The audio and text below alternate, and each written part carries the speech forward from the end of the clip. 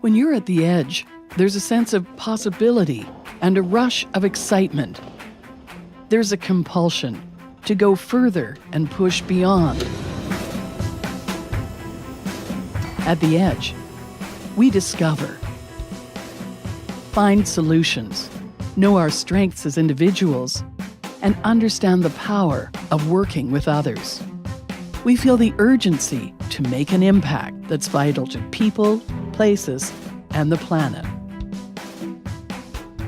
The edge is a mindset and an advantage.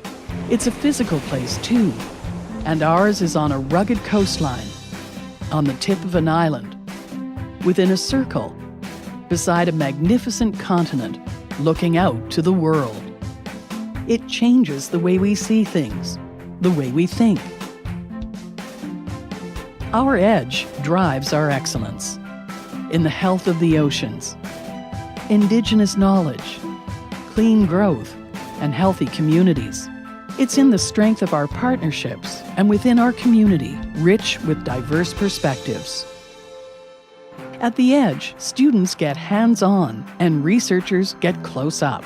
Dynamic, research-inspired teaching and learning fuels personal growth and career success. Learning is personalized and our campus just the right size, big enough to make a difference and small enough to care. Exciting things happen at the edge. It's where we lead and inspire change. It propels us to what's next. Our edge is ever evolving and far-reaching, and it's here with us in every place, in every moment. When you get to the edge, you know it. And when you get to know the University of Victoria, you'll feel it. The edge is here. What's up, everyone, and thanks for tuning in today. We are Facebook Live on our session. We're meeting the students in the Faculty of Social Sciences. I'm your host, Kevin, a current student here from Vancouver, BC, but all these guys here are going to be studying and they're going to be answering your questions today. So if you have them out, please field them in, but let's meet the students. Hi, my name's Finn. I'm a student from Hamburg, Germany. I'm in my 5th year of Sociology and European Studies. Hello, my name is Lucene. I come from Puebla, Mexico, and I'm in my 3rd year of anthropology. Hi, my name is Larissa. My traditional name is Klakwich. I am from Bella Bella, BC. I am Heiltsuk, and I'm 4th year anthropology. Hello, my name is Will. I'm from Zhanjiang, China. I'm a 3rd year economics student. Hi, I'm Andrea. I'm a recent grad from UVic and I studied geography and I'm from Langley, BC. Thank you, thank you. So you've met the students. We've got some questions already coming in, which is awesome. Our first question, I know we were off air a little bit and everybody's like, what is it? But Finn has an excellent answer. We are going to talk about what are the social sciences.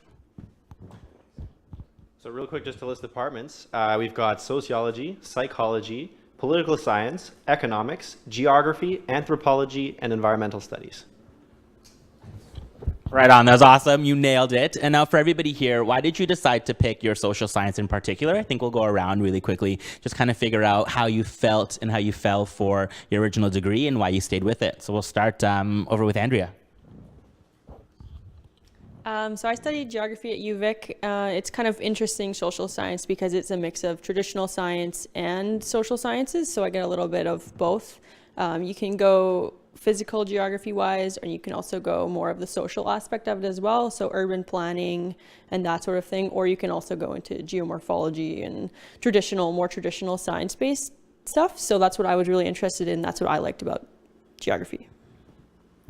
A lot of people think that economics is all about money, like business, but economics is actually very different from business major.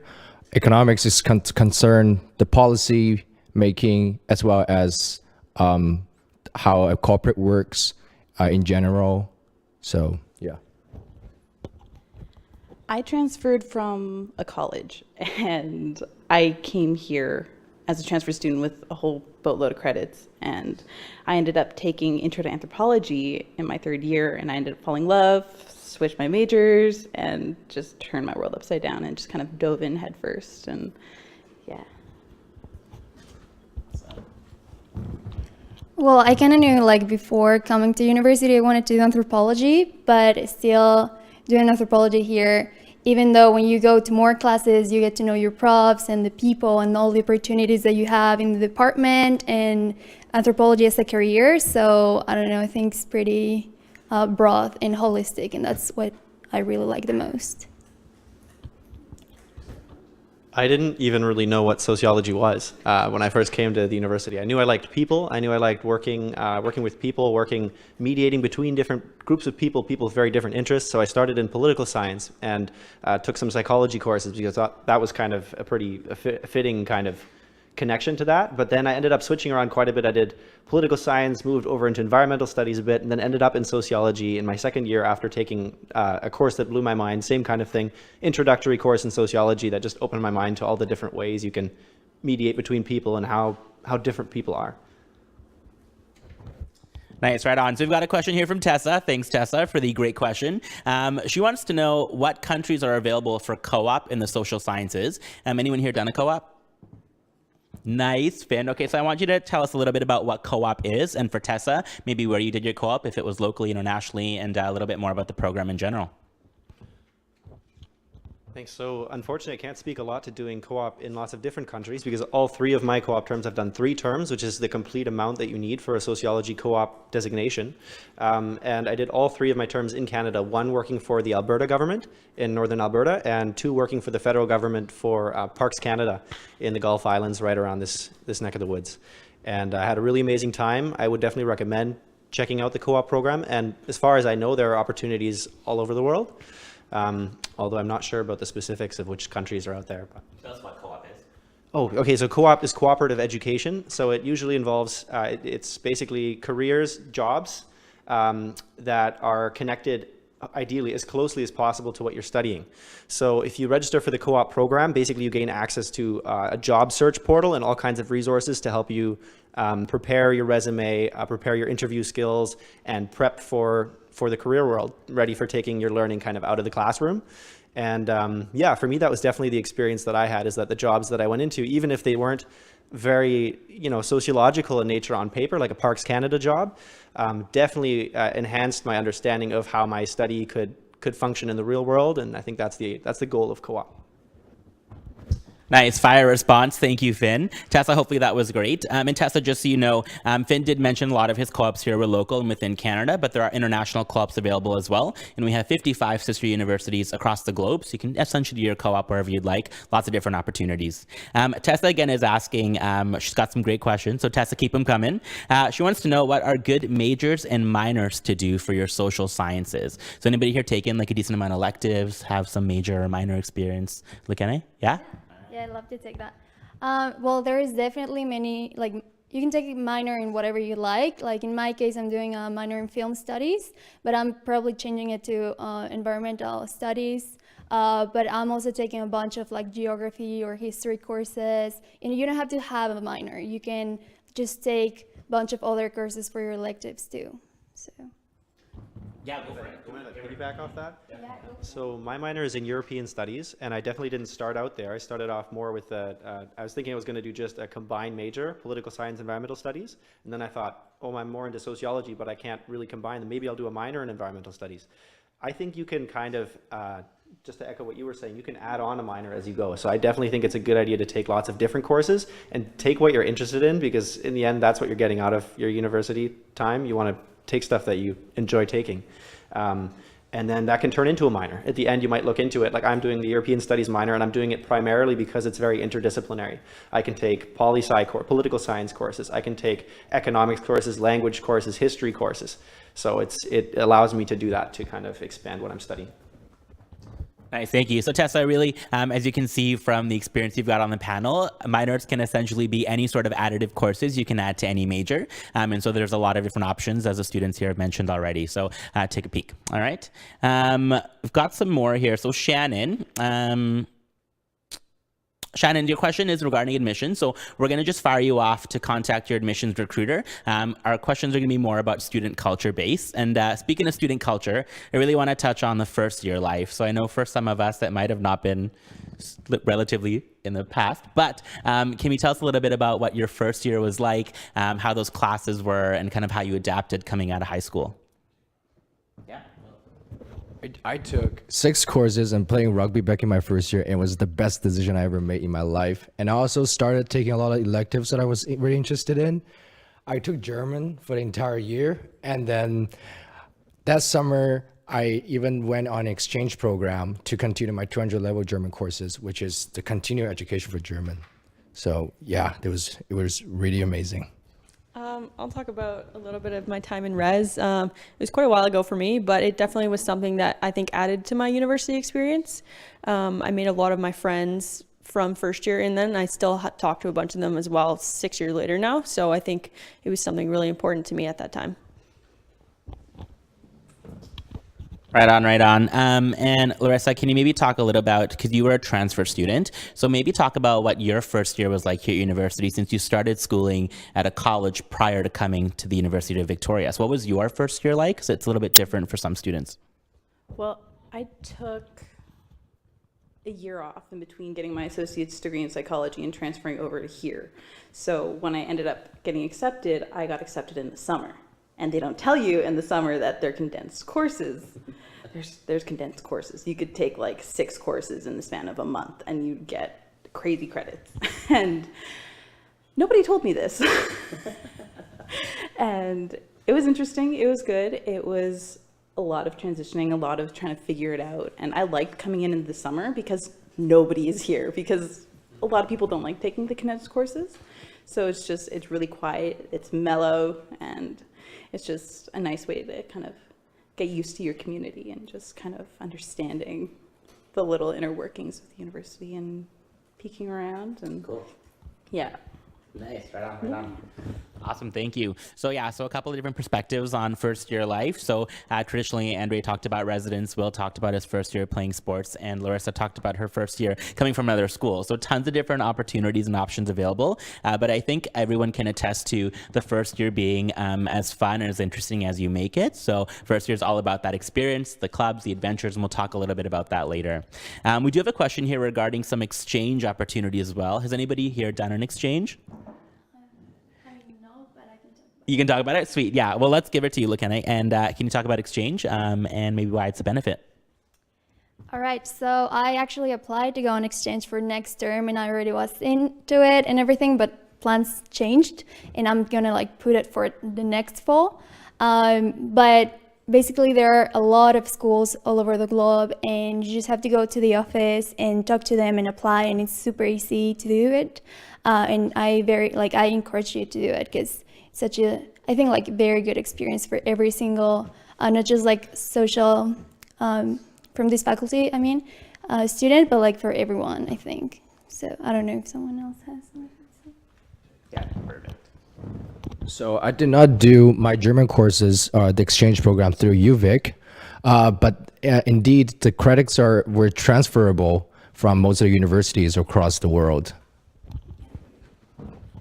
Right on, right on. So, Lakene, can you tell me a little bit about, because you are potentially doing an exchange, when you signed up, where did you sign up to go? And essentially, what were the courses looking like when you were applying to go on your exchange? Well, when you sign up, I did everything on the page, on the UVic page. But if you want to go, there's what's the main building? The center. Yeah, Welcome Center. And then upstairs there is an office. I think it's the international office. And then if you want to email them, I think their email is like goglobal@UVic or something like that. And they are very kind, and they're gonna respond to every single one of your emails and every single one of your questions. And regarding to the courses, they're in like on the page. There are some of the history of how they transferred. And it really depends in the university that's gonna be hosting you too. But all of these questions, you can totally go and like email them or go to the office, and they're very open to help you with this. Right on, thank you. So a lot of different questions coming in. I've got a question from Bria here. And Bria wants to take psychology courses in her first year. And so she wants to know what those courses can lead to in her upper years. Anybody want to take that? I think, yeah, nice. I could speak to it just a little bit. So I'm a sociology major. It's a little bit of a different neck of the woods, but I was lucky enough that I had taken advanced placement or AP psychology in high school, which actually resulted in me getting credit for two first year or 100 level psychology courses at UVic, and then I was able to take a little bit more psychology a little bit more freely. But to my understanding, basically those intro courses are broad, and they give you access with most intro courses, most introductory level classes. They'll be larger class sizes, but they give you a broad exposure to the field, and later on they're usually prerequisites or necessary in order to take the higher level classes that come afterwards. So definitely good idea if you've got your eye on some higher level courses. For example, I did this with English. I took introductory English courses, even though I wasn't really thinking I'm going to go into the English faculty, but it allowed me to take an upper level course that I was really curious about in journalism. So that's something you can definitely do, although it's not always required to take those introductory courses. Often you'll be able to write to the department, especially once you're a little bit further advanced in your studies, and you can ask to get permission to take a higher level course, even if you don't have those prerequisites. So that's my 10 cents. Right on. And Tia, I think it ultimately can lead to essentially what you want out of your university experience. So I have a friend, for example, who took psychology and then ended up doing neurology and worked in a lab here at UVic. So a lot of those classes will differentiate once you get to upper levels. And also, if you wanted to do a co-op in psychology, you're able to do that by your second year. So it leads to a lot of different opportunities, and a lot of these guys have taken advantage of a lot of those different opportunities. Got some fire questions again coming out. Tessa is asking, so we've got a two-parter question here. First off, Tessa wants to know if it's expensive to live in Victoria. And so, a lot of us, we live the student life, and I think we live it quite well. So maybe we can talk about some ways about how we afford our lifestyles, how we're living in our own homes, and how we kind of make the most out of what we live with here in Victoria. Andrea? One thing I'll talk about is kind of accessibility to the university. People do drive. If you do have a car, you do have to pay for a parking pass, but the bus system around Victoria is great, is very bike friendly. So those are two really accessible options for you that don't cost a lot. And with your student card, you do get a bus pass. So it's included in your tuition already.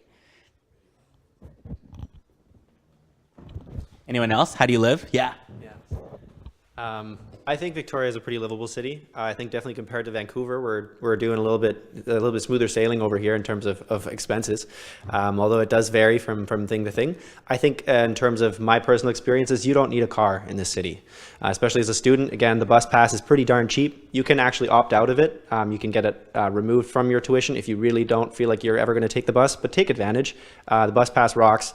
If you're like me, I like to bike pretty much everywhere in the city. It's super easy to get anywhere in the city, and if you're feeling lazy, I often will, you can throw your bike on the front of the bus as well. And you can actually, hop on, hop off the bus, and then you're always pretty quick getting everywhere, often faster than in a car. So I definitely recommend that. My personal experience was that it was pretty manageable finance-wise, and also just a good experience to meet people and get a sense of campus to do residence first year. And then after first year, for me, it made sense to move in with some other people. And I think it's often students will group up with a whole bunch of other students to cut costs on living spaces. And there are usually options not too far from campus, or again, close to bus routes. So for accommodations, I have had good experiences always finding those and finding stuff that was within my budget as well. Nice. All right. And now I'm going to bring it up. But what about the food here in Victoria? Is it expensive? Can you go out to eat? What do you recommend for grocery shopping? How do you guys live to maybe cut costs?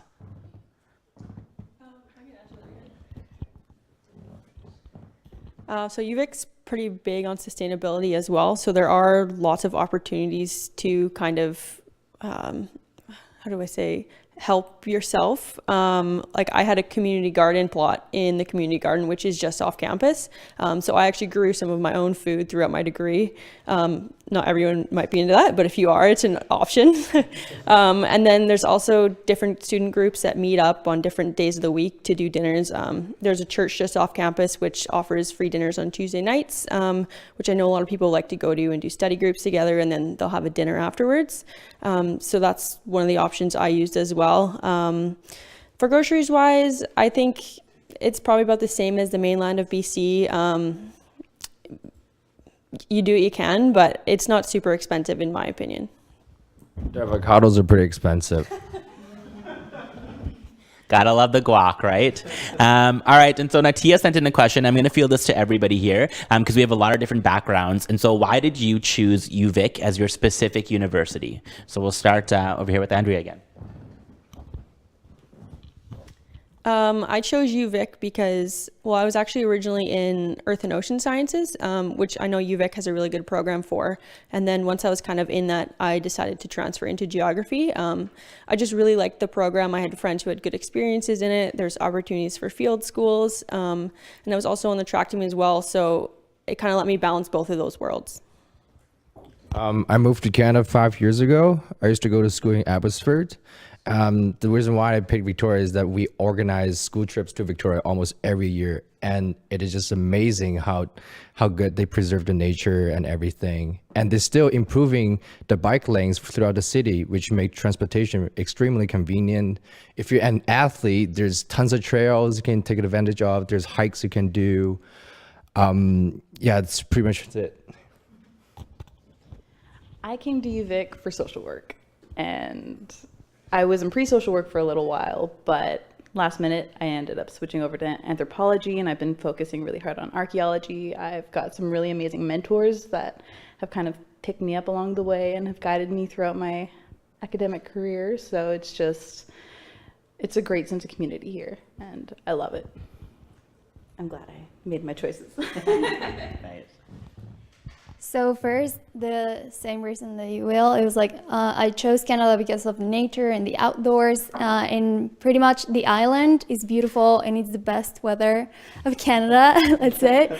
But yeah, pretty much it's way more smoother here. And then you have like beautiful places around, like Sombrio Beach and Tofino, and like you can explore the island, and it's huge and it's beautiful. But I also chose UVic because through other anthropology professors from universities in the mainland, I was asking about visual anthropology, which is what I'm more interested in. And they were recommending me like very amazing profs that now I know and that I love. And anthropology and visual anthropology at UVic is actually pretty good too. So because of those. Victoria is really pretty. It's a really nice city. We have a lot of beaches. You know, if you like beaches, there's lots of those. I go down to the beach most of the time that I can get down there. I came here looking for a university that was going to have the right size, where I was going to feel like I could make community happen, but like I wasn't limited either. So I don't want to single anybody out, but I went to a few universities. Some were feeling a little bit large for me, even though I felt like there would be lots of opportunities to connect in different places. But there were also other places I looked at where I was just thinking it's not quite enough. It's not international enough. It's not connected enough. I'm interested in working with people. You know, it wasn't ideal. But when I came here, I really felt like there was a good sense of community. I didn't feel like a number. You know, I felt like it was a good, especially within the sociology department. It's not huge, but there's lots of really interesting directions that research is going there, and was a good place. It was definitely a good fit for me. But yeah, there's so much to do around Victoria. You can go island hopping on the weekends. The Gulf Islands are amazing. Those kinds of things. Not far to go if you like camping, if you like the outdoors, if you like hiking, biking, swimming. There's tons to do. So this is just a great place to live, honestly. It's beautiful here. Thanks, guys. I really like that you didn't feel like just a number, which is pretty cool. So I think UVic is the perfect size as well for really kind of making yourself known in the community, which is awesome. We've got a question here from Funto. Fun name. Does anyone here have experience with environmental studies? Yeah? Oh, a little bit? Yeah. My minor was environmental studies, or well, technically my combined major was environmental studies up until somewhere between my third. That's another thing. I think it's okay to switch your degree around all the time. That's a little aside. I think that's okay. Do what you want to do, and that's going to change all the time. So that's just how life is. But anyway, I used to be in environmental studies quite a bit. I was taking 300 level or relatively upper level environmental studies courses until recently. Great department. I believe the question was just experience with the department. Great department, very interesting. This university in general, I think, is a good place to study that sort of thing because there's all kinds of climate change research going on, not just like in the environmental studies department, but in Victoria generally. Yeah, there are some really interesting researchers here. I'm just trying to think off the top of my head. A lot of people, especially in ethnobotany and working with First Nations in the area, there are a lot of opportunities to get that kind of experience and make those kinds of connections through the environmental studies department. I took one ethnoecology course, which is probably one of the most interesting I've taken at the university. I took other environmental studies courses that were all about birding. We would literally go outside, and some of the exams would involve listening to bird calls and looking and trying to identify which birds you heard. And at the end of the day, a professional birder who was out with us would grade us based on how far off we were. So cool department, really interesting classes, a lot of passionate people. So that's my 10 cents. Thanks. I'm going to feel it over to Andrea. She had a couple things to add. Andrea, can you also talk a little bit about what some of the courses are in environmental studies, if you can? Yeah, I'd have to agree with Finn on most of those things he said, especially, being at UVic, it's a very progressive, environmentally friendly place. So being in environmental studies is kind of a great place to do that. Some of the courses I took basic ecology. There's an introduction to food health or something along those lines. And then, so there's the ethnobotany, there's a political environmental science course as well. So it kind of, again, you start in the basic environmental studies in your kind of 200, 100 level courses, and then as you get higher up in the courses, it becomes a little bit more specific, and you can kind of choose which route that you want to go. Right on, right on. So it seems like UVic has a ton of experience with environmental sciences, just being the progressive school that we are. So thank you for your 2 cents. That was really appreciated. And Fanta, hopefully you got the answer that you wanted to. And just a reminder here, we're getting a lot of questions about admissions. We can't speak to any of that, unfortunately. I wish we could help you out, but please contact your admissions recruiter or wait for an answer on the Facebook page from a member of our team. We've got a question here from Jazjeet, and he wants to know an experience you had in psychology. Anybody here done a couple psychology courses, fielded any? No? Yeah? Okay, Finn. All right, you're on again. Sorry. I don't know if people listening can tell, but I haven't always had the clearest view of where I want to go and what I want to do. I've always thought that's okay, but yeah, I've dabbled around in a lot of different courses. I took a positive psychology course at UVic with Dr. Grouzet. It was fantastic. I can recommend that professor. It was really great. The psychology department is really cool. They do a lot of research, also incorporating students into the research. A lot of the time there's opportunities to participate in research, which can be involved in receiving credit for courses, that sort of thing. A lot of the time when you're on campus, you might be approached or see a table where psychology students are doing research, and you can participate in their studies and that sort of thing. So that's definitely something that's exciting, and there's lots going on in that department. There's quite a few different specific labs. I'm not sure off the top of my head what they are, doing different kinds of research. I believe there's one, I participated in a couple of studies 2 years ago about kind of students using digital technologies and incorporating that with learning and that sort of thing. So lots of exciting stuff. Positive psychology, awesome course. Take that one, but that one's open to all students, so I don't know if I can speak too much to core courses of psychology. But again, if there are a lot of courses that are interdisciplinary that you don't need to have prerequisites to take, I think it's fun to jump on those when you have room in your degree. I recognize not every degree is that flexible, but I had a great experience doing that every time I have done that. Right on. And as a science student, I took Psych 100A and B in my first year, and that was really interesting as well. So there are a ton of different Psych options, as Finn mentioned. So Jazjeet, if you have more questions that are specific to Psych, please ask us and we'll do our best to answer them. So Andrew, you have a fan out there, and Funto wants to know, what was your experience like in geography? What'd you like best? And what kind of courses can they expect to take in it? And can you also talk a little bit about, now that you're an alumni, maybe where that's taken you with your courses? So I loved geography. I still do. It's kind of a very broad discipline as well. You can go so many different directions with it. I personally went a little bit more in the physical side of geography, so it's a little bit more science-based. And I also did a concentration of coastal studies. So since UVic is on the coast, and I kind of grew up here, it's something really special to me. So by being able to focus a little bit more on the coast itself, it allowed me to be a little bit more in depth with research and that sort of thing. So kind of in your first year is same thing as Geography 100A, 100B, and then Geography 103. So it's kind of each a little bit about the different fields. So the physical side is 100A, I think. A little bit more of the social geography, so people interaction is 100B, and then 103 is a little bit more, again, the physical side of geography. So where I am today, as a recent grad, I kind of had a year off, just kind of working and exploring my volunteer opportunities, just to get a little bit more experience after I graduated. As of now, I'm actually a wildland firefighter, so that having a natural resource-based degree helped me kind of with my application for that as well. Awesome. So wildland firefighting and geography. So pretty unreal. Right on. So we're going to take a quick break now. We've got a cool little video for everyone out there to see. Got a ton of questions still coming in, so keep asking those. We'll see all you folks in a couple minutes.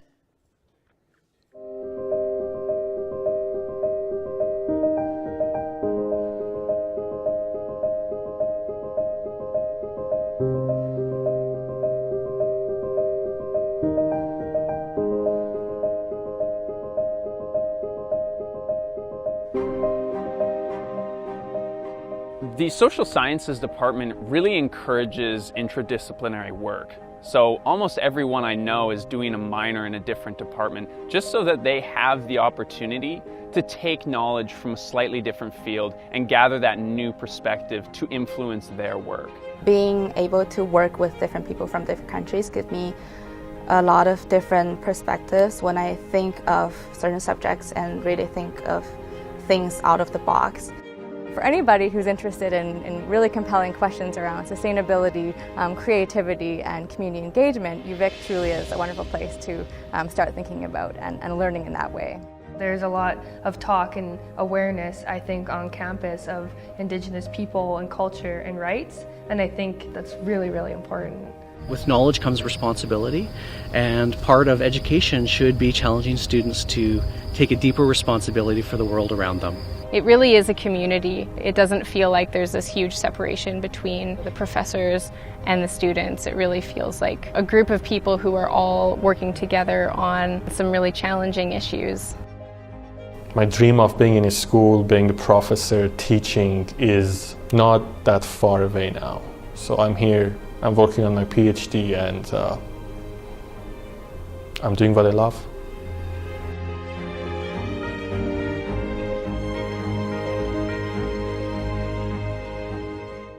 Welcome back, everybody. We're still here. We didn't leave, so calm down. We already answered your questions.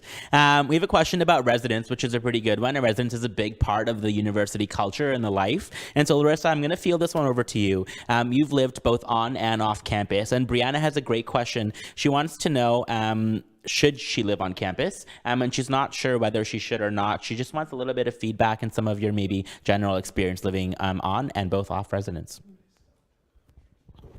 Well, I've lived off of campus, and it's really hard to find a place when you're not actually in Victoria to go to the open house that's happening in 2 hours. So it can be really competitive, but living in residence, it's a lot more accessible. Certain dorm systems, you get to be a part of the meal plan, which is nice if you're not used to cooking.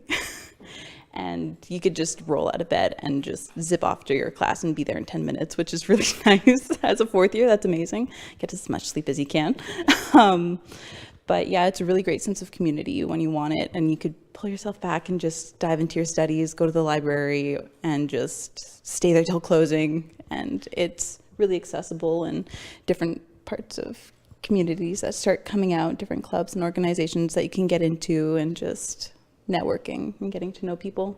It brings a different perspective of being a student, being surrounded by other students who are going through the exact same thing, being away from home, and just being able to figure out how you can have that sense of family when you're so far away, which I feel is really nice. And it's definitely something I needed this semester, so I highly recommend that. But if you're more reserved and more independent, then I feel like living off of campus could definitely be beneficial, especially if you don't want to feel locked in and being on campus all the time, because that can also be exhausting. So it depends on who you are personally, and it takes, I don't know, maybe try it out for a semester. Worst case scenario, you just end up saying, no, this isn't for me. I'll start looking for places and just start house hunting when you can get the chance. Totally.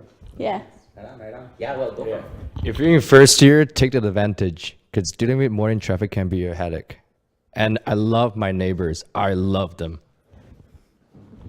Nice, right on. And so just so you know, UVic has what's called the first year guarantee. So if you come directly from high school to the University of Victoria, you're guaranteed a placement in our housing. And I think everybody can attest to maybe living that first year on campus. And as Larissa said as well, even try it out for a semester, because it is definitely a really cool vibe to get used to. UVic has a lot of students who aren't from the immediate area, as you can tell by our panel as well. And so it's nice to kind of come to UVic without having a home and come and find a new home, as Larissa mentioned, which is really neat. So definitely live in the residence. We also have what are called living and learn communities. And so if you are looking for a community that's maybe something that's more appropriated to you, for example, there are buildings dedicated to business students, to humanities students, to civic engagement. We have lots of buildings catered to different people of different lifestyles. So lots of options to live on residence. I highly recommend it. And Tia's also wondering about the best residence building. And I don't know if we have a best one. And I heard a really well put statement together was that the people make the residence. So as much as you are living in a community, it's people that you live with that kind of create that first year vibe for you.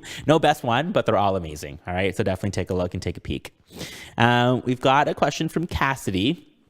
And Cassidy wants to know, have any of you taken crime and deviance courses? Can you major in this? Oh, Finn's got it. Hi, so I've taken a few similar types of courses. I've taken white collar crime at the university, which is a sociology course. There are, so don't quote me on this, I'm not sure. I believe there are ways to specialize in criminology. I can speak only from a sociology perspective. Within sociology, as one example, there are quite a few courses that specialize in crime, in deviant studies. So I've taken, for example, social control is one course that you can take that focuses quite a bit on that. You read Foucault, Discipline and Punish, that kind of literature. White collar crime, it's a 300, I believe it's Sociology 312, so it's an upper level course. Fantastic professor, Dr. Gary Gray. Strongly recommend that course, very interesting, especially in, we're going through all kinds of times where I think people are becoming more and more curious about how corporations function in the world, how, I don't know, for me, white collar crime was the key that I was interested in sociology and in criminology, but there are ways too, like crime and deviance is a course. I think Gary also teaches it, or I think it varies between professors. That's an excellent direction to go in. I haven't personally taken it. I've had lots of friends who have said good things about that type of study. So I definitely, if you're curious about criminology, take those courses. To my knowledge, crime and deviance is a course within sociology. So within that, I don't know if there's a criminology specific way that you can study, but there are courses out there. Right on. Thank you. And you spoke a little bit about professors, which is great. Shout out to Gary. So thank you for teaching that course. But Lucene, can you talk a little bit about maybe what some of your professors were like in the faculty? Yeah, for sure. Well, I love them all, to be honest. I think anthropology, all of the professors are very open. If you're coming here, 100%, I encourage you to talk to your professors. They're open to talk to you and to help you. If you need any guidance in anything, or pretty much I'm doing a work study with one of my professors, and they're super understanding. So I love you, Andrea. But every single one of them, I can name them all, and they're amazing. Yeah, pretty open. There's all kind of anthropology professors. They're more in archaeology or visual anthropology or economics or very different types of anthropology, but definitely talk to them and they're going to talk to you, and they're all amazing, all of them. Yeah, chime on in. There you go. Well, with my experience, the more excited you are about your discipline, the more excited they will be, and they'll definitely reflect that. They'll be a mirror for that, and they just want to teach, and they want to mentor, and they want to be there for you. So it's just being able to kind of hone in on that and being able to kind of have a mutual relationship where you're just communicating, you're talking, you're excited, and you're showing interest, and they'll definitely want to nurture that. They want to keep you there. And like directed studies, I'm doing directed studies and a J. Cura project right now with an archaeology prof in my department, and it's just a lot of communication. And if a project's not working out for you, then just being able to have that open line, whether it's through email or office hours or catching them on their way to the lecture or whatever, and just being able to be a part of that. Yeah. And so both of you mentioned work study, and then you mentioned directed studies in J. Cura. Can you maybe talk a little bit about what you're doing? So what is work study, and what is directed studies, and what is J. Cura? So we'll start off with Lukene. All right, so work study is an opportunity for students to work while they're studying, therefore the name. But pretty much you work, maybe, like there are many different kind of work studies at UVic, but when you're with professors, it depends what the professor is looking for. And so Dr. Andrew Walsh, which is the person I'm working with, I'm pretty much a visual anthropology website designer for her, and we're working on the reconciliation program with Indigenous communities, and there are many things that are going on. She's planning a visit to Port Alberni and the community. So I'm interested in visual anthropology, and that's why, and I'm taking a lot of classes with her, and I really like them. So it kind of like fitted perfectly with what I'm looking for, but I'm pretty like, I'm aware that there are others, kind of like in archaeology, or I have friends in writing and in other disciplines, that's humanities, sorry, but like other disciplines that are pretty much doing like other work studies. And yeah, I'm pretty sure there are like many in this faculty, so take a look on them. Yeah. Right on. And I'm just fielding directed studies and what your J. Cura project is. Well, directed studies is kind of a course that you organize with one specific professor, maybe another co-prof, and you kind of mold it into a research project that you stumbled on throughout any of your other courses. Like my project expanded from a archaeology of the Northwest Coast class, and I'm doing a case study of artifacts from Trickett, which is a 14,000-year-old site. And yeah, it's really cool. It's from my territory, so yeah. My family's descendants from the area, and I just kind of fell into the project, and it's just been amazing being able to work with these artifacts and being able to have this personal connection with it, and just kind of doing ethnographic research and doing hands-on research, looking at the artifact specifically and trying to figure out what could this be and just kind of playing with it. It's a puzzle, and yeah, I get to dedicate an entire class to that. And that's also what my J. Cura project is on. We kind of molded the directed studies course into a year-long single credit course where we could just dive into it. And like I've done presentations on it with continuing studies, and I've worked with my mentor Alicia and just kind of honing it in and just trying to narrow down one question, because once you start diving into this project, it's just exploding into 10,000 different things.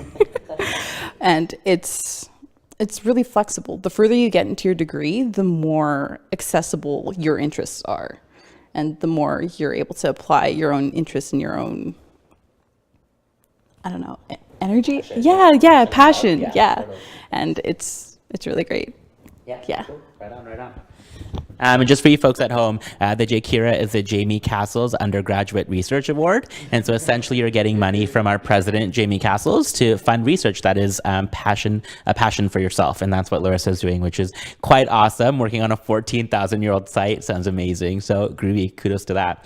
We had a question really quick about residence that we'll just go back to. Unfortunately, residence isn't available as a first-year guarantee to transfer students, only to those students who are coming in directly from high school. And so going through this again, Funto's got some awesome questions. And now Funto wants to know, we've talked a little bit about co-op. I know, Andrea, I'm going to field this over to you because you've done a field school here through geography as well. So can you talk a little bit about what your field school was and how that played into your whole degree? So field schools can be different lengths of time. Mine was a week long. It was pretty intensive. We went up into the Rocky Mountains, so it was an upper level geomorphology class, so it was in my last year of school. And most field schools are directed for a little bit later in your studies as well, once you get a little bit more specific into your research and that sort of thing.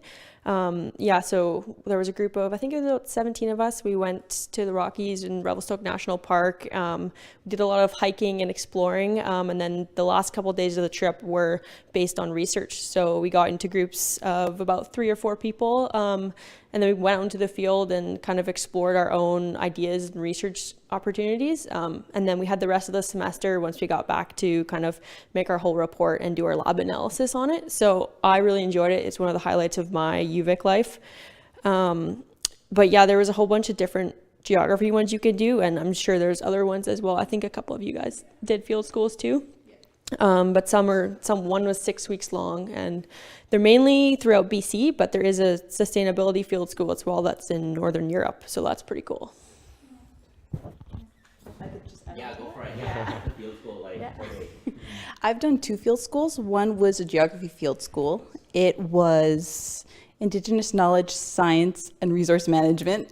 It was back in my territory as well, just around the corner from where the site's located, which is really cool.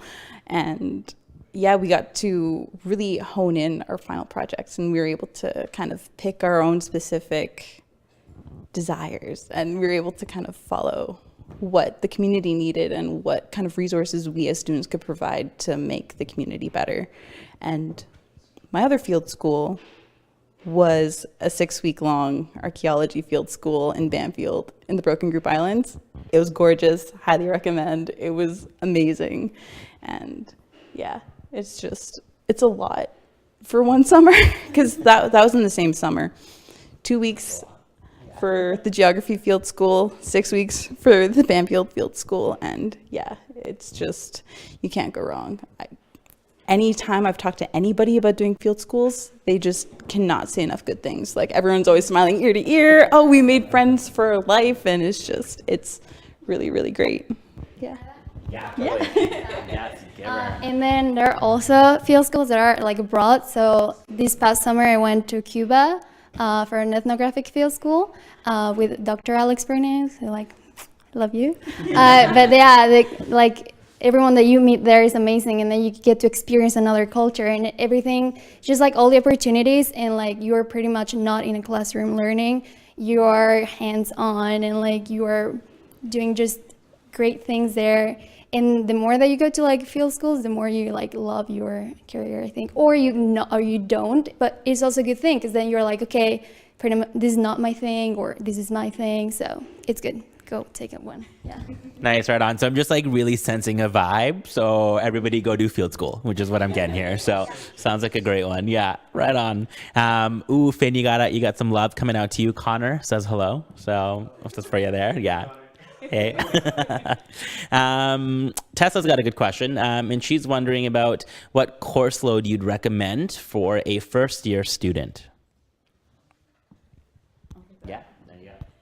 It depends on what classes you're planning on taking, especially because first years tend to be really theory heavy before you can dive into like the juicy little tidbits and the sub-disciplines within the department. So take it easy, take the minimum while you can, and just try to plan strategically. So it's just 4. 4 is considered full-time in most departments. There's some little loopholes that you could squeeze in there that could make you do less, but yeah, just taking as little as possible and then seeing where you can build up. And if you feel comfortable with how you're learning in these courses, in these departments, with these professors, then it's take it easy. Yeah, go for it. I would say take advantage of the easy workload back in your first year. That's when you can actually explore all your options. For me, in my case, I took 6 at the first term and then took 5 at the second term. I was taking philosophy courses, German courses, anthropology courses, and my major is economics. But by the end of my second year, I realized that all those different disciplines actually connected to one another, and then I can actually choose whichever I can explore for my second term, for my second year and third year, because I have already taken those courses back in my first year. So yeah. Piggyback off that. Yeah, I think the right number of courses to take can vary a little bit. You definitely want to be strategic, especially if your program has very specific requirements. Those courses are not always offered at the same time. You know, plan ahead. If you're planning, you know, I'm going to graduate right there, but then all of a sudden the course that you need, that's going to unlock a higher level course. All of a sudden it's not offered in the term when you were planning to take it. That could throw off your whole thing. So figure out early on how specific your degree requirements are and how much you need to carefully plan where you're going to take them. But also don't stress too much. In my first year, I can't really relate quite as well because I took all kinds of things. I took African hand drumming course. I took a positive strongly recommend that course, by the way, guys. Take that course. It was fantastic. But positive psychology, I took some political science, and I took some sociology. I took intro sociology. By the way, I mean, I'm obviously biased, but if you take a fun elective at any point, check out a sociology course. They're neat. But basically, I took that one sociology course, and because I took that course, I totally changed my major. I totally changed my degree. By the way, most people change their major, so don't get stressed if that happens. I don't know if we can say most people. I think a lot of people will change their degree, and that's just how people are. So yeah, I think take lots of different stuff early on, so that you're not finding out in your third or your fourth year that maybe this thing that your roommate's taking sounds way cooler, and I don't know. But be open to switching later too. Like, don't get stuck. But I definitely think, take as much as much breadth of study as you can early on, so that you get an idea of what clicks with you, what kind of style of learning clicks with you, because a lot of it's related, especially like in the social sciences. I know there's a lot of overlap between different degrees, but it's different. It's a little different how everybody approaches the same thing. So figure out what works best for you early on, and then you can, commit to it fully in your second and third, and really build on it in your fourth year. Awesome. So what I'm gathering here is that the first year was kind of like a test year for everybody to figure out where they were going to fall in and how they were going to adapt to their overall university experience. And for everybody out there, don't fear, because we do have walk-in help available for first-year undergraduates. If you're ever worried about, I'm taking too many courses or too little courses, go talk to one of our academic advisors and get the help you need, because they are definitely there to help you out and guide you to ending your end degree. All right? Yeah, totally. Especially if you're transferring. Talk to academic advising, as soon as you get here, first day, be there in the lineup, waiting for a drop-in appointment. Highly recommend. Get them to help you plan it out. Get them to help you figure out what requirements you would need for specific departments and degrees and majors, minors, if you could do a major or a minor if you transfer, and it's just highly recommend. I get it. Yeah, it's an interesting web, so definitely find the help. Just speaking about first years and the courses that we have, Tessa's inquiring, and I'm getting a sense that Tessa doesn't like math. And do you need to take math in your social sciences? Yeah. For the most part, I would say no, you don't have to take a math class.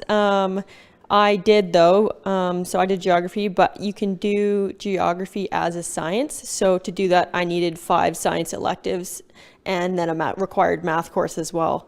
And also look into what math course you need for social sciences. I believe it's Math 102, which is calculus for social sciences. I didn't know that at the time, and I took the wrong class, which was a horrible mistake, but I got through it. So for most of the time, you don't need a math class. Unless it's statistics. There's some classes and social sciences, you need statistics. So just figure that out early on. Get it done fast. Just rip off the Band-Aid. Rip it off.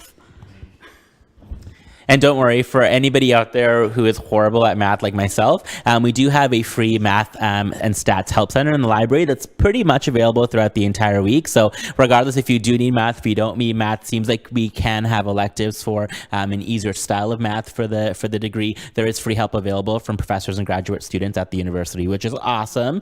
Take advantage of that. And I'm sure everybody here has. Right? Yeah, I know. I lived there too, so I feel it. For some of our international students, we've got a couple here. What is it like living in Canada? All right. It's pretty amazing. Just the atmosphere is very multicultural. It's not like you can hear any language if you're in the bus or even at school. Everyone's super open. I just love it a lot. What can I say? Like, I don't know, it's amazing. Just come to Canada, it's pretty cool. And the university standards and everything is also amazing. The lifestyle that you are gonna like have here is also very good. Yeah, I don't know if you want to add anything, one of you guys. So not an international student, maybe I'll pass it around, but I am from Hamburg, Germany, and Canada's great.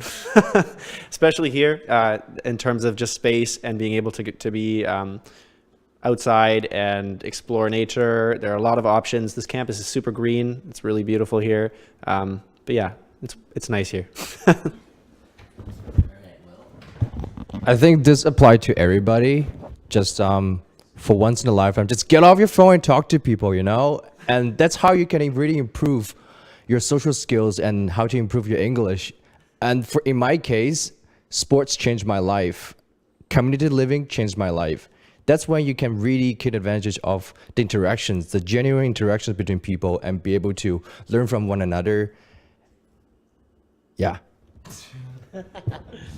Awesome, right on. So it seems like Canada's pretty great, just judging from what you guys are saying. And Canada, just really quickly before we go on to the next question, I know everyone's going to ask, but you're from Mexico, and so what was the weather different, like the differ between that? How did you adapt? All right, so yeah, it is quite different, but like let's not forget that we're in the best place in Canada. It's just very wet. Like, the winter is not that bad. We get some snow sometimes, and it's just nice to like play with it, and then it melts, it's gone. It's not like Montreal or like Saskatchewan or something like that. And it's pretty sick, but it's also amazing. It's just a lot of rain, it's fine. What is it? Like, there is no bad weather, just bad clothing or anything. But yeah, for Mexico, coming from like warm weather, you might want to like prepare and like have that in mind. And like, you're probably gonna miss the sunlight, but it's fine. You're gonna be okay. It's very cool. And you can still go surfing here. You know, like not just in Mexico, there's a lot of surfing here too. It's like, yeah, it's not that bad. Right on, thanks. And yes, we do get a lot of rain. We are the West Coast, and some say we're the wet coast. But that being said, fun fact for everybody here, Victoria is the sunniest major city in BC. So we do get a lot of sunshine and a lot of rain. So she's like living in the rainiest city neighborhood, I think. So, but that's okay. And so we've just got a couple more questions before we finish off here. We want to know from Jazdeep. He'd like to know what classes to take as he's getting into criminology. So maybe you said some sociology, talked about crime and deviance. Maybe you can field a little bit about what styles of courses he might be able to take going into criminology. Yeah, criminology again. So my experience with that whole field is a little bit limited. Although I did an honors research project that was a white collar crime focus, was criminological in nature, and the professor that I worked with, Dr. Gary Gray, is specialized in that field. So I can recommend that individual, especially if you're looking for more information. Maybe they can help you out. But generally, what you want to do is you want to look into taking those prerequisites so that you can build in that general direction. So from the top of my head, social control, I believe, is one of the first courses that you need to take. Or other courses about, I think there's one that's called social regulation, moral panics and social problems. Those kinds of courses can prepare you a little bit for the kind of maybe critical thinking and prepping for white collar crime. I don't know if they're still teaching an elite deviance course, but crime and deviance definitely would be a course to take afterwards. I'm not sure about some of the other courses that are out there, but more broadly, maybe you could look at political science. You could look at those kinds of courses that are around policy making, and then you can always research in that direction, right? You can you can be studying one thing, but you can be doing your research all about, just to echo again, like environmental studies. I used to be in that program, and then I ended up in sociology. There are environmental sociology courses. If you're taking a course on modern social theory, you can do all of your research from criminology perspective. You can do that kind of research. So there's definitely options to tailor in that direction as well. Right on, thank you. And so, Jasdeep, if you have more questions about criminology, just field them to the My First Year at UVic Facebook page. We've got a panel of students who I'm sure have some experience and they can definitely help you out with it. All right, so we're just about to wrap up. Tia quickly wants to know what's in our mugs. I don't think you're going to go through campus without seeing coffee, tea, or water in mugs. So those are the 3 liquids of life here at UVic. But as we go on, I think we'd like to finish off with a statement or a couple sentences. Finish the sentence, my UVic is. We're going to go in a big circle. So we'll start with Finn.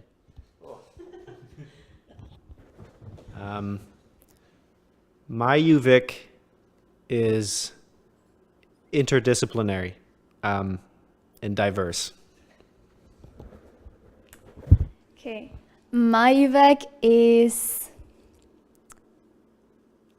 I don't want to say, okay, no. Okay, my UVic is amazing and full of beautiful experiences all the time. Thanks. My UVic is community and support. No matter where you look, no matter who you talk to, there's always just someone who's willing to sit there and talk with you about your first year, about your first experiences, how to get onto the bus. Like, there's so many different things that just, it's amazing here. I love it. Yeah. My UVic is sweaty. Is that allowed to say? I would say my UVic is my home away from home. Just over the past 6 years that I've spent here, created a great community and new friends and family. Right on, right on. Well, thank you so much to our panel here for being a part of today's Facebook Live session. Thank you to all of you out there who've been asking questions, some amazing ones. We are gone for the evening, but we will be answering questions for up to 48 hours. If you have more questions, continue posting them on the My First Year at UVic Facebook page, and we'll be answering them as much as we can. Other students will as well. But again, thank you to our panel. Thank you to all of our viewers. Good luck to everybody out there with your admissions and your applications, and we'll see you at UVic when you get here. Bye.